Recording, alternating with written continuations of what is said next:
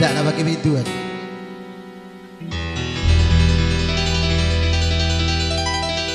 Kau bagai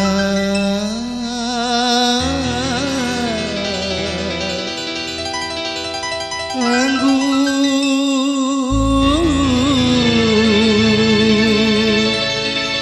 yang merah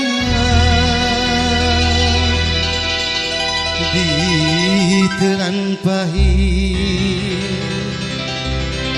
dibuang sayang.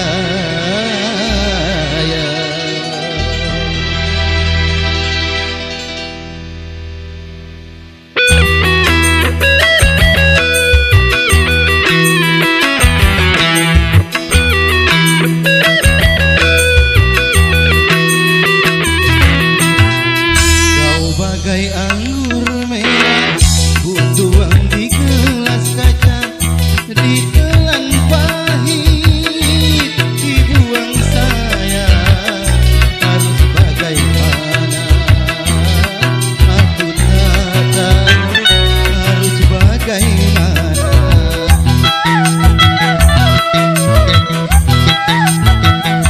Andai belum terlarang aku mencintai kamu, akan ku kejar, terus ku kejar kemana saja sebelum aku memiliki kamu.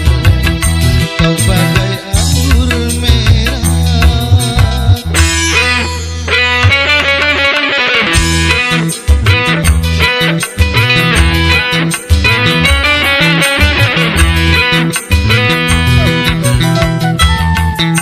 Mana yang jatuh ke Anoh tadi?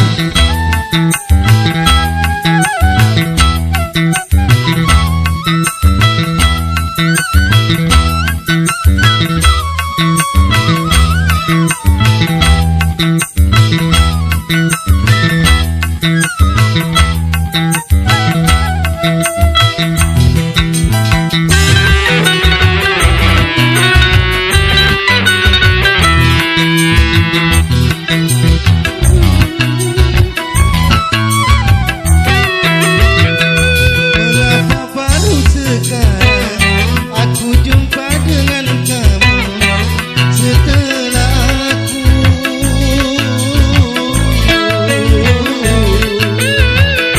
terikat tali perkawinan.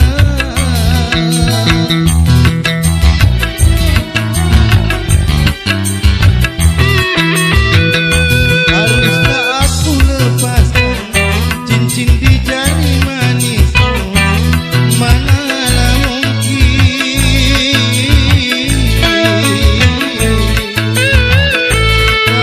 mungkin aku lakukan, bagaikan matahari mengejar sang rembulan.